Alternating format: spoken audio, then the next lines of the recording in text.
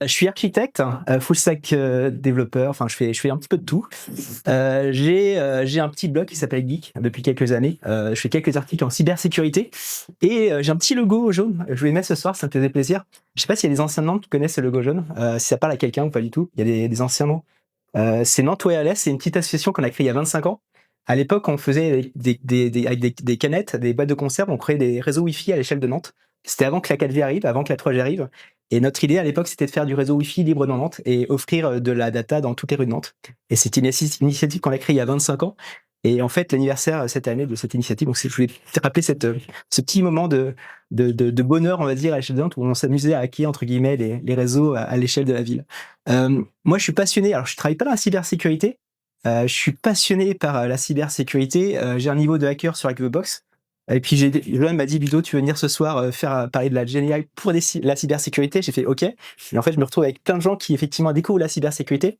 Je vais essayer d'adapter tout mon discours et essayer d'être le plus clair possible, hein, parce qu'en fait, il y a plein de mots horribles que dans mes slides. Donc, j'essaie d'être le plus didactique et puis après, on pourra discuter après le meeting. Je vais vous partager plein de prompts bien touffus. L'idée, c'est que ça vous puisse vous éveiller sur des produits, en tout cas des technologies pour renforcer la cybersécurité et pouvoir renforcer votre chaîne de production logicielle et éviter effectivement de vous faire pirater par des petits newbies de 15 ans qui utilisent le code au quotidien pour pirater votre SI.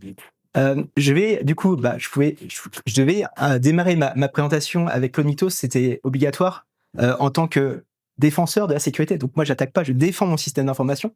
Ce qui est hyper intéressant, en fait, Claude Code, quand ils ont lancé Opus, ils se sont rendus compte que c'était un super produit marketing. Tout le monde s'intéressait à Opus pour faire de la découverte de vulnérabilité. Et en fait, quand ils ont vu ça, ils se sont dit, en fait, on a un super truc, c'est pourquoi pas faire un modèle ou un agent plutôt orienté cybersécurité. Et donc, ils ont créé Mythos, quelque chose qui est tellement puissant qu'on va pas le mettre à disposition de tout le monde parce que ça peut tuer tous les sites. Et ils ont créé une sorte de truc un petit peu bizarre, très marketing, genre c'est trop puissant, on peut pas le partager. Et donc, ils ont créé un groupe qui s'appelle le Project Glasswing, où ils ont réuni 40 entreprises. Ils ont aussi offert 4 millions de tokens à des initiatives open source, comme Linux notamment. Et en fait, on peut voir que ça crée un gros problème, parce qu'en fait, qui décide de qui a accès à la technologie aujourd'hui? C'est eux, en fait. C'est une entreprise qui a la main complète sur l'avenir, on va dire, la cybersécurité dans le monde. Et même l'Europe, qui demande à accéder à cette technologie, aujourd'hui se fait refuser l'accès. Donc il y a un problème de gouvernance, on va dire, d'égalité. C'est que des acteurs privés aujourd'hui vont avoir la main sur des technologies qui vont pouvoir potentiellement créer des impacts de sécurité dans le monde. Entre-temps, alors ça c'est tout nouveau, je sais pas si vous avez vu, il y a OpenAI qui dit mais moi aussi je fais de la cybersécurité. Et ils ont lancé GPT 5.5 Cyber, qui est leur preview, leur modèle, l'équivalent du Claude Mythos. Et les dernières analyses qu'il y a eu hier montrent que a priori, il serait pas si nul que ça. En fait, le 5.5 Cyber, il pourrait être aussi fort que Mythos pour faire de l'attaque, en tout cas de la partie attaque. Et c'est des deux boîtes aujourd'hui qui se battent en duel, avec effectivement des technologies de plus en plus puissantes. Ce qui est sûr, c'est qu'en fait, cette guerre à la puissance, elle va jamais s'arrêter. Parce que c'est toujours celui qui est plus puissant qui va gagner le marché. Et ce qui veut dire, c'est que les impacts écologiques et les impacts derrière en termes de ressources et d'énergie, aujourd'hui, tant qu'il y a des gens qui achètent, la technologie va se développer et tant qu'effectivement, tant qu'on est capable de faire mieux, en fait, les sociétés vont aller plus loin. Et il y a aussi une grosse bataille avec les autres pays. Donc, il y a les États-Unis, il y a l'Inde, il y a surtout la Chine. Et cette guerre-là, de qui a le LLM le plus puissant en cybersécurité, c'est aussi un petit peu une guerre étatique, où en fait, je monte ma puissance, je vous montre mon arme nucléaire pour effectivement faire peur à mes ennemis et montrer effectivement que j'ai des technologies d'avance. Donc ça, c'est pour Mythos. J'ai des chiffres aussi que je voulais vous partager aussi. C'est les brèches de sécurité intègrent, c'est le chiffre qu'on partagé par tout à l'heure. En fait, beaucoup des vulnérabilités viennent de l'humain. En fait, l'humain essaye de bien faire son travail, mais en fait, s'il n'est pas équipé, s'il n'a pas de tooling, en fait, il intègre des vulnérabilités dans son code. Donc ça, c'est un point important, c'est la source Cyberaison. Il y a le coût qui est complètement dingue. Alors ça, c'est dans le monde, hein, c'est pas bien dans le monde. C'est le coût d'une brèche de sécurité, c'est 4,4 millions de dollars. C'est juste énorme, quoi. Pour les entreprises qui sont piratées leurs données, le coût moyen que calcule un IBM aujourd'hui sur toutes les briches de sécurité, c'est un coût de 4,4 millions de dollars. Et puis surtout, c'est le chiffre qui a été partagé aussi tout à l'heure, c'est l'explosion de l'utilisation des brèches de sécurité pour des vulnérabilités pour entrer dans les systèmes informatiques. Et cette explosion-là, ça c'était le chiffre de l'année dernière, de 2024. Et en fait, cette explosion-là va encore augmenter avec l'utilisation de l'IA pour détecter des nouvelles vulnérabilités que l'humain ne détectait pas encore. Et je pense cette année, c'est un plus 1000 ou plus 2000%, parce qu'en fait, avec des Mythos, avec des clouds Opus, qui détectent des zero day, on va dire, sur quasiment tous les produits de la planète, on n'est pas à l'abri, effectivement, d'une augmentation d'attaques sur ce type de système. Les développeurs, dans leur vie, ils veulent tous bien faire. Enfin, moi, je suis développeur, je veux bien faire. Mais si j'ai pas un contrôle de sécurité à la fin, en fait, il y a qu'un contrôle, il y a qu'un outillage qui peut permettre de garantir la sécurité de mon système. Et souvent, les entreprises sont pas équipées d'un filet de sécurité. Et ce filet de sécurité va être d'autant plus important que demain, les logiciels sont probablement générés par des gens plus juniors, par des gens qui sont pas forcément software engineers. Et ce filet de sécurité, donc c'est ce qu'on appelle le SEC, le DevSecOps, donc le SEC de DevSecOps, il va être primordial dans les entreprises pour être le garant, on va dire, de la cybersécurité, de ce qui est poussé en production. Et sans ce harnais de sécurité, on va exploser demain les problématiques de cybersécurité dans les cibles. L'autre problème de l'IA qu'on voit aujourd'hui sur Cloud Code, notamment, on va produire plein de logiciels, donc on va avoir plein de shadow IT, avec plein de logiciels qui ne sont pas maintenus, pas sécurisés, déployés des fois sur des VM, ou en tout cas des systèmes qui ne sont pas suffisamment robustes. Et en fait, l'outillage de la GenAI, en tout cas du vibe coding aujourd'hui, risque d'exploser ses coûts informatiques et ses coûts de sécurité à l'échelle des systèmes informatiques. L'enjeu de demain, c'est pour un DSI, ça va être de capturer sous shadow IT, et essayer de l'intégrer dans une usine logicielle, tamponner la sécurité et essayer de rationaliser les initiatives pour éviter de se faire pirater ces informations. Petit message, c'est Bonjour la fuite. Alors ça, c'est un super site qui est apparu il n'y a pas très longtemps. Je vous invite à le lire. C'est toutes les fuites d'informations qu'il y a chaque jour sur la France. C'est un petit peu le fil d'actualité de tous les jours quasiment. Une fuite d'informations avec les informations qui vont fuiter. Et puis du coup, l'impact que ça peut avoir. Est-ce que c'est critique? Est-ce que c'est confirmé, pas confirmé? Et donc, c'est un fil d'information qui est assez intéressant à suivre et qui alimente aujourd'hui toutes les fuites en France. C'est en pleine accélération, quasiment tous les jours, on a des fuites d'informations en France. Et c'est en pleine accélération avec, du coup, l'augmentation de l'IA et la simplicité, on va dire, de hacker les systèmes sans trop de compétences aujourd'hui par des gens qui n'ont pas de compétences informatiques. Un autre point aussi, alors c'est pas mon email, mais par contre effectivement, alors je sais jamais le dire en fait, Have I Been Pwned, c'est un super système qui liste toutes les vulnérabilités, toutes les brèches d'information à l'échelle mondiale. Donc c'est plutôt des gros GAFAM, des gros systèmes qui sont référencés. Ce qui est intéressant, si vous mettez votre email là, vous pouvez voir votre nombre de brèches de sécurité. Donc en gros, combien de fois de leak votre mail a été leaké, et notamment combien de fois, quelles sont les informations qui ont leaké, est-ce que vos mots de passe aussi ont été leakés? Et ce qui est intéressant, c'est que ces leaks-là sont utilisés par beaucoup d'attaquants pour pirater vos données. En fait, ces leaks-là, en gros, tous vos mots de passe, si vous utilisez toujours le même mot de passe, en fait, n'importe qui peut accéder à votre mot de passe via ces leaks-là. Et aujourd'hui, je crois que 80% des attaques web se font avec des mots de passe récupérés, on va dire, sur le dark web, pour vous connecter, pour se connecter à vos données personnelles, et puis pour récupérer vos données depuis la plateforme. Donc c'est une plateforme qui est hyper intéressante et qui permet de suivre vos leaks. Et on voit que ce leak-là, chaque jour, enfin pas chaque jour, mais chaque mois, il y en a 1, 2, 3 qui sont consécutifs. Donc ce qui veut dire, c'est que toutes vos données personnelles, elles sont dédupliquées sur des fichiers entiers sur le dark web, et ces leaks-là vont continuer malheureusement dans le temps avec le manque de protection des systèmes d'information. Comment on protège un système d'information? Alors moi, je suis plutôt côté défensif. Je vais pas attaquer, je vais plutôt défendre mon système d'information. Il y a 6 piliers importants à connaître, et je vais essayer de les détailler, les expliquer pour que tout le monde puisse le comprendre. Le premier point, c'est l'audit de code. C'est la première base, c'est je crée du code, je revois mon code. Et il y a un petit terme qui s'appelle le SAST, qui est un terme un petit peu technique, qui est j'utilise des outils qui vont permettre de vérifier statiquement mes vulnérabilités dans mon code. Donc il y a plein de petits outils open source, il y a CMGrep, il y en a plein d'autres, qui permettent de vérifier les vulnérabilités syntaxiques dans votre code applicatif. Le deuxième point, c'est qu'une fois que j'ai fait des audits de code et j'ai vérifié statiquement que mon code n'a pas de problème de sécurité, je vais pouvoir faire ce qu'on appelle le CI/CD. Je vais pouvoir compiler mon logiciel et le déployer et le tester. Et dans ces outillages DevSecOps, donc DevSecOps, donc Sec pour la sécurité, je vais pouvoir mettre des revues systématiques de code. Généralement, c'est pas suffisamment fait. Je vais pouvoir mettre des gates pour définir que quand je livre un logiciel, je veux pas des vulnérabilités supérieures à 7. Donc typiquement, c'est une bonne pratique qu'il faut mettre en place de dire si jamais j'ai une vulnérabilité supérieure à 7 en CVE, ma chaîne de production s'arrête et je dois corriger avant de pouvoir mettre en production.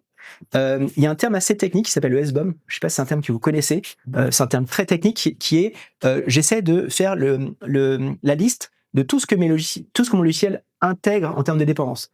Aujourd'hui, on voit tous les mois, il y a des problèmes de supply chain. Donc, supply chain, c'est j'intègre une vulnérabilité d'une librairie tiers. Donc, mon logiciel utilise une librairie tiers et cette librairie tiers intègre une vulnérabilité. Et ce SBOM me permet de savoir qu'est-ce que j'ai mis en production et quelles sont les versions applicatives que j'ai mis en production pour pouvoir les corriger si jamais il y a une vulnérabilité qui est détectée sur ce fichier. Le SBOM, ça va être aujourd'hui un standard. On le voit assez rarement dans les systèmes d'information, mais demain, ça doit être obligatoire. On ne peut pas livrer un applicatif en production sans une trace écrite des versions des logiciels middleware que j'ai pu intégrer en production.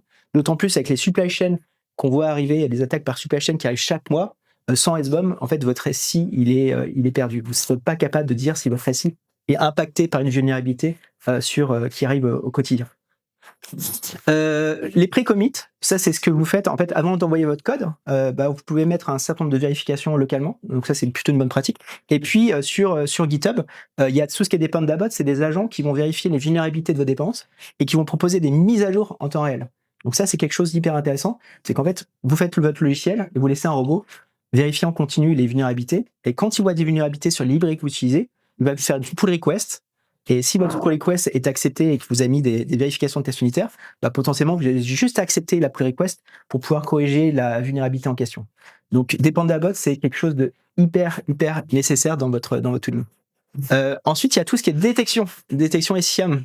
Donc analyse de journaux. Donc là, c'est un point important. Le YARA, je ne sais pas si c'est un terme que vous connaissez. YARA, c'est un terme assez obscur.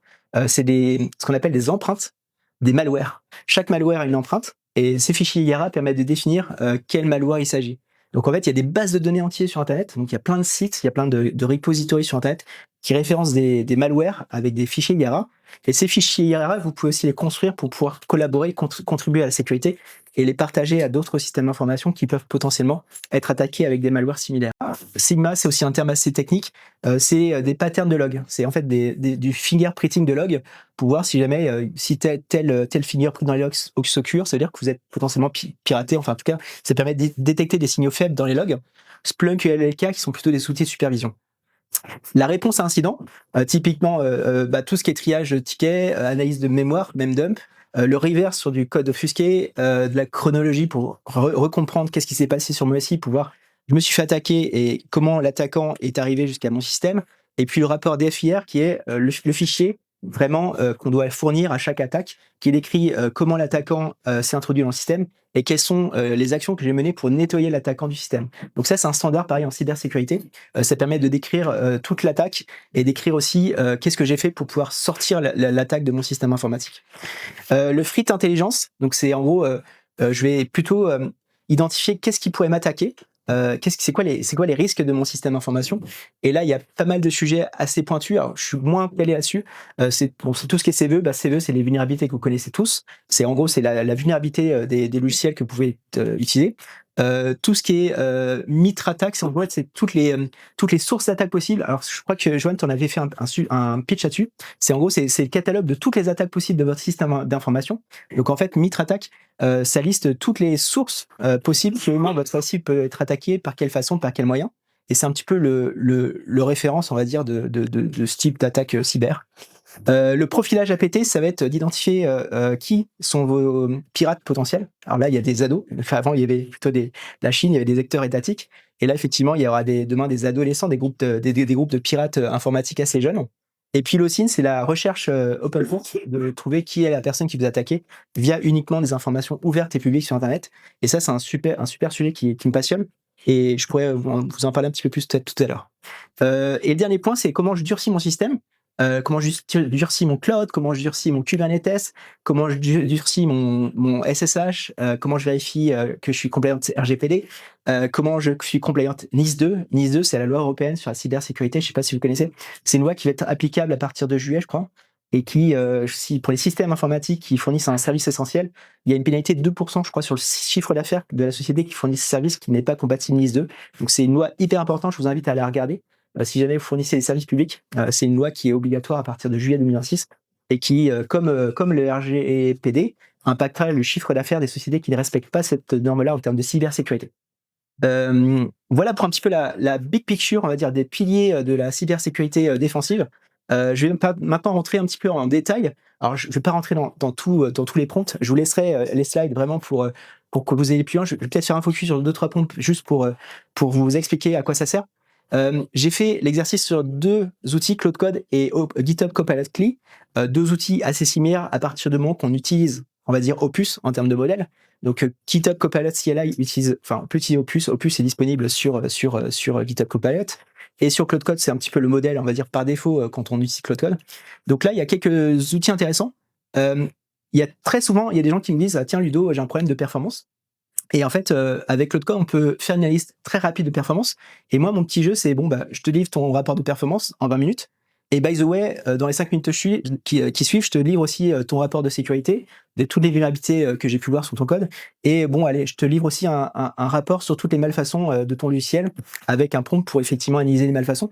Donc, ce qui est intéressant avec Cloud Code, pour faire de l'audit de legacy, ou en tout cas l'audit de code existant, en quelques minutes, on peut sortir un rapport hyper puissant, hyper intéressant, pour sortir des vulnérabilités sur du code d'un projet informatique, et ça sans aucune compétence informatique. Autant l'attaquant qui est lycéen, qui connaît rien à l'informatique, il peut défendre son système, autant la personne qui connaît rien, pareil, on va dire à l'informatique, mais qui se retrouve à vérifier un SI, quelque part ça devient de plus en plus accessible. Ce que je vous montre là, il aurait fallu avoir un Johan sur les genoux pour pouvoir faire ça, on va dire, au quotidien pour trouver les vulnérabilités. Quelques exemples. Il y a d'autres choses intéressantes, c'est l'utilisation des usages de MD5 SHA-1 qu'on trouve sur certains projets. Donc c'est une mauvaise pratique de sécurité. Typiquement, on peut les détecter, mais aussi on peut proposer le code pour pouvoir remplacer l'algorithme par des choses plus compliquées. Et puis en haut à droite, c'est un truc qu'on voit aussi assez souvent sur les projets. C'est qu'en fait, maintenant on a des projets qui font ce qu'on appelle du SPA, du Single Page Application, avec souvent une application React Angular d'un côté, et puis qui appellent des API de l'autre. Et en fait, dans la majorité des projets, souvent, et d'ailleurs tous les leaks qu'on a vus ces derniers mois, ces dernières semaines, c'est souvent les API qui sont mal sécurisées. Vérification de jetons, vérification de droits. La NTS, typiquement, il y a 2 semaines, c'était une problématique de vérification de droits sur les données récupérées. Donc c'est souvent sur la couche API que se trouvent les leaks. Et en fait, ce qui est intéressant, c'est qu'avec un simple prompt, on peut vérifier si le bout en bout est bien sécurisé et si les API sont correctement sécurisées par une vérification. Et le dernier prompt tout en bas à droite, ça rejoint une malfaçon que Johan avait présentée sur l'équipe sur un meet-up. Une grosse majorité des gens qui font la vérification, ce qu'on appelle de jetons JWT, de tokens d'authentification. Donc c'est des jetons qu'on trouve sur 90% des sites internet aujourd'hui. Ces jetons-là, en fait, ils sont très simples à faire, mais en fait, quand les systèmes les vérifient, la majorité des développeurs se trompent, ou en tout cas font pas très attention à la vérification des jetons. Et en fait, il est très facile de forger des jetons et trouver une des 10 ou des 100, je me rappelle plus combien il y a de vulnérabilités, mais il y a énormément de vulnérabilités derrière ce contrôle de jetons. Et en fait, un outil d'IA peut aussi vérifier la manière dont on contrôle le jeton et vérifier s'il n'y a pas des surfaces d'attaque qu'on n'aurait pas forcément vues. Ça, c'est la partie audit. Le DevSecOps, là, c'est comment tu mets en place les outils. Alors là, c'est plutôt des prompts qui vont plutôt mettre de l'outillage dans le DevSecOps, donc qui vont activer des outils. Très rapidement, Trivy. Trivy, qui est un super outil pour vérifier des vulnérabilités dans des images Docker. Je ne sais pas si vous connaissez Docker, mais en tout cas, Trivy, c'est un petit peu le logiciel de référence pour vérifier ça. SameGrep pour vérifier des patterns de vulnérabilité. Donc ça, typiquement, créer un workflow GitHub Action avec du Trivy SameGrep et casse la pipeline si le CVS est supérieur à 7. Typiquement, c'est une action qui peut être hyper intéressante pour bloquer tout votre delivery projet si jamais il y a une vulnérabilité de niveau 7 dans votre code ou vos images Docker. Pareil, le SBOM en bas, configure SBOM avec CycloneDX, typiquement pour produire des SBOM et donc avoir une visibilité de ce que vous livrez en production, ça peut être hyper intéressant. Et puis, du coup, hop là. Et puis, sur la partie OWASP, donc A1, A3, donc s'il y a des gens qui travaillent en cybersécurité, A1, c'est la vulnérabilité qu'on trouve sur beaucoup d'applications, ce qu'on appelle une SQL injection.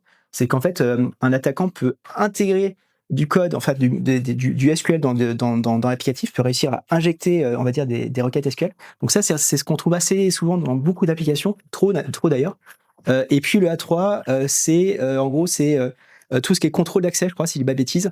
Donc c'est en gros tout ce qui est pour cibler, on va dire, une vulnérabilité WASP. Donc OWASP, c'est toutes les vulnérabilités de sécurité les plus courantes du marché. Chaque année, elles sont classées et en fait elles sont classées de 1 à 10.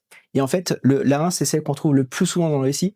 Et aujourd'hui, la règle, enfin la vulnérabilité numéro 1, c'est la partie SQL injection. C'est en gros, j'injecte du SQL dans mon code. Ça, c'est pour la partie vraiment outillage, pour renforcer la partie chaîne DevSecOps. Sur la partie détection de SIEM, je vais pas rentrer, mais là on va très très loin dans la partie sécurité, mais typiquement créer une règle Gara sur un exemple de malware, c'est quelque chose qui est possible. L'outil va être capable de le faire assez facilement. Sur la partie analyse de log, si vous avez demain, alors moi ça m'est arrivé sur une attaque SSH, j'ai dû créer un rapport sur une attaque à partir du log SSH de la machine, juste un simple prompt, on peut tout faire, le timeline de ce qui s'est passé, les IP, faire une analyse des IP sur du IP abuse, voir effectivement est-ce que l'IP est à risque ou pas. Donc ça, c'est un outil qui est très très pratique, au lieu de se palucher des milliers de lignes de code, des mégaoctets de log, pouvoir parser rapidement du coup un log SSH ou un log d'attaque et refaire du coup tout l'historique de l'attaque. C'est un outil qui est plutôt pratique à utiliser pour générer un rapport, on va dire en quelques minutes. Peut-être un petit point aussi sur la partie f.json. F.json, c'est un fichier qu'on retrouve sur un produit qui s'appelle Suricata. C'est un outil de sécurité qu'on trouve sur beaucoup de SI. Donc en fait, il y a un petit fichier qui s'appelle f.json qui contient tous les IP malveillants qui ont pu faire des attaques. Donc ça, pour extraire les IP, pour faire de l'analyse, c'est assez intéressant. Et pour qu'est-ce que je peux faire d'autre? La partie snort aussi. Règle snort pour faire en Sigma Rule. Alors, en fait, Sigma, c'est des patterns de log. Donc en fait, à partir de snort, on peut effectivement créer une Sigma Rule pour analyser les logs. Je vais avancer rapidement. La partie analyse en cas d'incident, du coup, pour analyser un memdump. Donc pareil, j'ai un memdump que je comprends pas. Je pourrais utiliser du Claude typiquement pour m'aider à comprendre ce qui se passe dans le memdump. Faire du reverse engineering sur du code offusqué. Il y a beaucoup de code qui des fois qui peuvent être offusqués par un attaquant. Donc la plupart des attaquants, quand on a un reverse shell, le reverse shell est offusqué pour minimiser la compréhension du défenseur. Ce reverse shell qui est offusqué, en fait, un Claude peut nous aider à le comprendre. En tout cas, faire un diagramme de séquence de qu'est-ce que fait ce reverse shell, qu'est-ce qu'il cible, qu'est-ce qu'il fait et quelles sont les cibles vers lesquelles il attaque. Donc ça, c'est systématique. Je sais pas si vous avez eu des attaques, mais systématiquement, tous les reverse shells que vous pouvez capturer sur une machine, elles sont toujours quasiment offusquées, sauf si jamais c'est un adolescent de 15 ans qui a fait l'attaque. Mais généralement, c'est toujours du code offusqué qui peut être analysé et pour faire une analyse plus profonde de qu'est-ce que l'outil a essayé de faire. Autre chose, le memdump, j'en ai parlé. Les captures réseau, c'est toujours très compliqué d'analyser les captures réseau quand on n'est pas expert. Donc il y a un T-Sharp, un outil en ligne de commande qui permet de comprendre les trames réseau et un petit peu voir ce qui s'y passe. Donc là, pareil, un Copilot ou un Claude peut nous aider à extraire des trames réseau, comprendre qu'est-ce qui s'est passé et puis sortir de l'information. Et tout ce qui est rapport DEFIR, donc c'est le standard de sécurité, c'est quand il y a un problème de sécurité, c'est un rapport DEFIR qui doit être construit, qui repositionne l'attaque et qui un petit peu trace l'attaque pour en cas d'audit. Le Threat Intelligence, donc ce dont j'ai parlé tout à l'heure, c'est tout ce qui est recherche des problématiques de sécurité, enfin qui va pouvoir nous attaquer. Et là, il y a encore pas mal de sujets, analyse de CVE. En fait, on voit beaucoup de CVE sur le marché, mais on ne sait pas trop si ça impacte notre système d'information. Donc en fait, ce qui peut être intéressant sur un cas d'école, c'est j'ai un problème Log4j, typiquement. Est-ce que cette CVE Log4j s'applique à mon logiciel que j'ai sous la main, ou alors est-ce que j'ai ce middleware, je sais qu'il y a de la vulnérabilité, mais est-ce que l'attaque qui est dans la CVE s'applique à mon middleware? Et ça, l'outil va être plutôt pertinent à trouver si oui ou non il y a des traces d'usage de cette vulnérabilité, cette potentielle vulnérabilité dans mon logiciel. Et puis il y a un outil qui s'appelle Shodan. Je ne sais pas si vous connaissez Shodan. C'est the outil à connaître sur Internet. C'est un petit peu le Google qui trace tout ce qui est ouvert sur Internet. Donc à chaque fois que vous avez un serveur qui ouvre un service sur Internet, Shodan le référence. Donc en fait, tout votre SI, à partir du moment que vous ouvrez un port sur Internet, Shodan, il sait ce que vous avez, il sait si c'est du Redis, il sait ce que c'est, si du HTTP. Et en fait, à partir du moment que vous exposez un port sur Internet, Shodan le référence et l'expose à tous les gens qui veulent l'exploiter. Donc si vous avez un Redis exposé sur Internet, alors là c'est fini, vos données sont corrompues. Et si vous exposez un serveur HTTP avec une vieille version, pareil, un pirate pourrait l'utiliser pour trouver les versions, enfin, les serveurs HTTP qui possèdent une vulnérabilité par rapport à ce que vous exposez. Un petit exemple, le batch Unreached IP Abuse IP avec VirusTotal. Ça, je vais vous montrer, c'est un outil que j'ai fait. C'est en gros pour pouvoir enrichir les IP malveillantes avec Abuse IP et VirusTotal pour pouvoir comprendre c'est quoi le niveau d'attaque de l'IP. En fait, tous les jours, on reçoit des milliards d'attaques sur le web. En fait, à partir du moment où vous avez une IP sur votre serveur, une IP qui expose un serveur web, vous pouvez considérer que dans les secondes qui suivent, il y a des gens qui sont venus le sniffer, voir ce que ça expose, voir s'il y a des vulnérabilités. Et en fait, ces IP qui viennent scanner en permanence Internet et qui viennent tenter de faire des attaques en permanence, en fait, il y a des outils comme Abuse IPDB qui les référencent. Et c'est des outils un petit peu de crowdsourcing où chaque personne partage moi, je me suis fait attaquer par telle personne, par telle IP, elle m'a fait ça. Et moi, je me suis fait attaquer par telle personne, elle m'a fait ça. Et sur IP Abuse IPDB, si une IP vous attaque, vous pouvez voir aussi tous les autres IP qu'elle a attaqués. Enfin, tous les autres cibles qu'elle a ciblées. Et ce qui permet de voir si c'est une IP de confiance ou si c'est vraiment une IP qui vous cherche. Enfin, en gros, si c'est une IP qui est de confiance, c'est-à-dire que c'est quelqu'un qui vous cible typiquement vous. Donc, vous êtes l'unique attaquant. Enfin, vous êtes attaqué par cette personne-là. Par contre, si cette IP-là, elle a attaqué des centaines de serveurs derrière, vous pouvez considérer que c'est un robot et c'est pas une IP qui vous cible, mais c'est une IP qui cible toute la planète. Et IP abuse, quand vous avez une attaque, moi, c'est mon premier réflexe, c'est de voir la confiance de cette IP-là pour voir si c'est quelqu'un qui vous attaque votre SI, votre système d'information, ou si c'est quelqu'un qui attaque toute la planète entière. Et il y en a plein des gens qui attaquent toute la planète entière. Et puis après, tout ce qui est création de tickets GitHub, c'est quelque chose qui est complètement possible, pareil, avec Copilot d'autant plus, qui est bien connecté à l'écosystème GitHub pour stocker son code source. Je vais avancer pour pas passer la soirée à vous parler, mais du coup, juste un petit exemple. Ça, c'est un script que j'ai créé avec Cloud Code. Je vous ai mis l'adresse en bas. C'est un script en open source qui fait la corrélation entre toutes vos attaques Cloudflare et on va dire le niveau IP abuse, le score IP abuse de la personne qui vous a attaqué. Donc ça, c'est un outil qui est open source. Si jamais vous utilisez Cloudflare, et c'est plutôt une bonne pratique aujourd'hui d'avoir de Cloudflare de votre système d'information pour vous protéger des attaques, en fait, ça c'est un script qui vous sort, on va dire, le top 100 ou le top X de tous les IP qui vont attaquer dans la journée. Donc c'est hyper utile, moi j'utilise quotidiennement. Donc ça vous permet de voir vraiment toutes les attaques que vous avez eues. Là, typiquement, on voit qu'il y a la Norvège. J'ai une attaque qui m'a attaqué 32 fois avec une IP qui se trouve chez Microsoft et qui, a priori, d'après le drapeau, c'est plutôt une IP qui attaque un petit peu toute la planète entière. Par contre, la dernière, l'USA, qui est pas mal, elle m'a attaqué moi. A priori, je suis le seul... Enfin, j'ai été attaqué moi, mais c'est pas une IP connue. Donc personne ne l'a reporté, donc c'est peut-être quelqu'un qui essaie de m'attaquer. Et c'est un outil qui peut être assez intéressant. Pareil, c'est généré par du Cloud Code. C'est un script qui a été fait vraiment en 30 secondes top chrono. Et vous pouvez l'utiliser ou l'adapter, en tout cas l'enrichir pour vos besoins. Et ce qui signifie, c'est que Cloud Code peut aussi vous aider à créer des outils custom par rapport à vos besoins de sécurité. Dernier point, là je suis un petit peu plus à l'aise sur cette partie-là, c'est le durcissement et la conformité sur la partie cybersécurité. En fait, quand vous avez un SI, il faut toujours penser à la sécurisation, au hardening, ce qu'on appelle le hardening, de votre système d'information. Et sur la partie audit du Terraform, audit de la configuration SSH, audit des Docker files avec des outils type Adolint, audit de votre cluster Kubernetes, ça c'est pareil, c'est assez facile. À partir du moment que vous avez les outils sur votre machine, ce que vous pouvez faire, c'est que lui va pouvoir analyser le problème. Et ce qui est intéressant, c'est qu'il va pouvoir faire le fixe juste après. Vous n'allez pas être face à un rapport, vous allez être avec un rapport, mais avec des propositions de correction. Et ce qui est assez intéressant, c'est que vous n'allez pas perdre des heures et des heures entières à hardener votre système. Vous allez pouvoir utiliser cet outillage-là pour comprendre les problématiques de sécurité, mais aussi il va vous proposer du hardening par défaut pour renforcer votre sécurité. Quelques exemples, pareil, plein de choses. RGPD, article 32, c'est pour identifier tous les traitements de données. Donc, si vous avez fait du traitement de données personnelles dans votre SI, c'est souvent assez compliqué de faire la cartographie dans un logiciel. Donc ça, pareil, vous pouvez faire un petit prompt pour dire cartographie-moi toutes les informations personnelles que je traite dans mon système d'information. Et puis tout ce qui est audit Kubernetes, pareil, c'est quelque chose qui est complètement possible avec du Cloud Code. Et tout ça sans skill, c'est ça qui est marrant, c'est que tout ça c'est fait sans skill. Je vais pouvoir faire juste après des skills, mais tout ça c'est des choses qui sont comprises nativement et qui sont un success, on va dire, sans avoir à devoir utiliser des skills en plus pour aller plus loin. Mais pour autant, je vais revenir juste après, il y a des skills qui existent et il y a une galerie de skills qui vont beaucoup plus loin dans la cybersécurité. Là, c'est juste des prompts de durcissement, mais après, on peut aller plus loin, je vais vous le montrer juste après. Petit outil, juste la partie du coup OSINT. Donc là, c'est un outil d'OSINT. Tous les vendredis soirs, entre 23h et 1h du matin, je fais un petit logiciel open source. Là, c'est un truc que j'ai fait il y a 3-4 semaines. J'ai créé une interface graphique à Sherlock, un outil d'OSINT qui est le plus utilisé du marché. Donc en fait, je m'amuse à faire comme ça des petits outils par rapport à des besoins. Donc Sherlock, c'est un outil d'OSINT qui permet de trouver tous les comptes de personnes sur des sites internet. Et notamment, c'est pas mal utilisé pour trouver des gens qui harcèlent des gens. Donc il y a beaucoup de gens qui sont harcelés sur internet.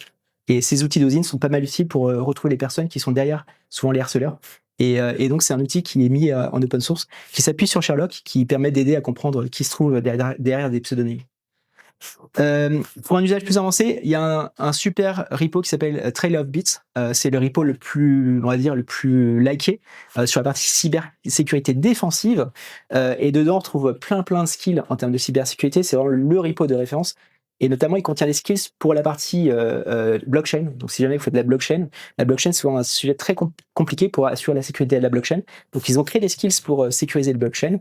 Et c'est un petit peu le repo de référence aujourd'hui pour tout ce qui est, on va dire, sécurité avancée. Donc là, c'est des skills qui vont plutôt très loin dans le format des outputs, dans la structuration des rapports. Et c'est des choses qui peuvent être utilisées pour un usage avancé de la cybersécurité défensive dans votre récit. Peut-être rapidement, bon, je vais pas revenir, mais en gros, ne faites pas une confiance aveugle du code généré, ça on l'a dit. Surtout, appuyez-vous sur des pentesters. Enfin, en gros, le métier de la cybersécurité, c'est pas un métier qui est accessible à tout le monde. Donc, la GNI, c'est sympa, mais ça remplace pas un pentester pour vraiment assurer la sécurité de votre récit. Il y a beaucoup aussi d'analyses de faux positifs qui sont des fois des vrais positifs. Donc, ne sous-estimez pas les faux positifs qui peuvent être remontés par les outils. Des fois, ça peut être des vraies vulnérabilités qui sont effectivement constatées. Il y a tout ce qui est revu. En gros, ce qu'on dit, c'est que GenAI, c'est human in the loop. C'est plutôt human in the lead. Enfin, c'est l'humain qui contrôle ce qui est fait par l'IA. Et ça, il faut pas l'oublier. On est de plus en plus pressé par fournir du code rapidement. On utilise l'outil Claude Code qui fait les choses magiques. On a souvent tendance à faire trop confiance, et il y a un biais de confiance qui se crée avec la GenAI qui fait que si on n'est pas assez confiant sur ce qui est généré, on peut intégrer des problématiques de sécurité assez facilement dans son récit. Et ça, on l'a dit tout à l'heure, Lou l'a dit tout à l'heure. Et surtout, si vous faites de la sécurité ou des logs, n'envoyez pas des logs avec des données de sécurité, enfin des données personnelles au LLM. Essayez d'anonymiser vos données avant de faire des analyses sur des logs, parce qu'en fait, vos données iront sur des serveurs tiers dont vous n'avez pas la maîtrise. Par contre, ce qui est hyper intéressant, et ça on le voit, moi mon ressenti en tant qu'architecte full stack, j'ai l'impression que les équipes font du code de meilleure qualité, enfin de mieux en mieux avec la GenAI.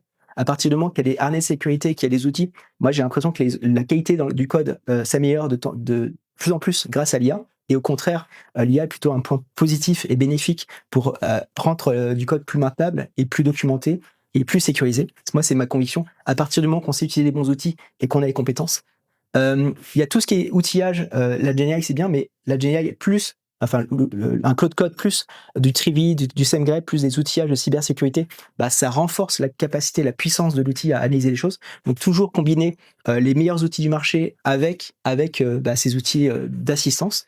Tout ce qui est prompting de sécurité, pareil, là c'est quelques prompts, mais c'est important de les former, ce qu'on disait tout à l'heure. Les correctifs critiques, toujours une revue humaine. S'il y a une CVS 9, s'il y a une revue critique, enfin s'il y a un problème de sécurité critique, ne laissez pas l'IA corriger à votre place. Faites une revue systématique de ce qui est proposé. Les blocages sur la CI/CD, c'est indispensable, et ça j'en vois pas assez. Enfin sur plein de projets, je vois pas assez de blocages sur la partie CI/CD pour bloquer la pipeline à partir du moment qu'il y a une vulnérabilité détectée. Et sur la partie traçabilité des prompts, ça c'est pour la conformité EU Act, de bien tracer effectivement tous les prompts que vous utilisez pour auditer un récit. Si vous faites un rapport et qu'à la fin on vous demande quels sont les prompts que vous avez utilisés pour faire ce rapport, tracer les prompts que vous avez utilisés pour faire le rapport, pour être en capacité de les adapter, en tout cas de les justifier, si jamais il y a un justificatif à faire demain. En fait, l'IA générative, avant, on avait avant la GenAI, on faisait plutôt des contrôles finaux, et c'est ce qu'on voyait dans le marché de la cybersécurité. On faisait notre logiciel, super, notre logiciel est fini, monsieur, et on met en prod, et après on fait le contrôle de cybersécurité 2-3 mois après. Et en fait, cette problématique-là faisait que, en fait, souvent, on trouvait les vulnérabilités trop tard et c'était pas assez itératif. Avec la GenAI, on n'a plus le choix. En fait, on est obligé de contrôler la sécurité au fil de l'eau de la fabrication de son logiciel. Et sans ce contrôle-là au fil de l'eau, on risque effectivement d'aller droit dans le mur, d'autant plus avec la puissance des outils qu'on a entre nos mains aujourd'hui. Et donc, ce contrôle-là est devenu, à mon avis, indispensable pour éviter que des adolescents puissent pirater votre système d'information, comme ce qu'on a montré effectivement tout à l'heure. Voilà, et puis surtout, appuyez-vous sur des experts de cybersécurité pour bien sûr contrôler la sécurité de votre SI. Merci beaucoup.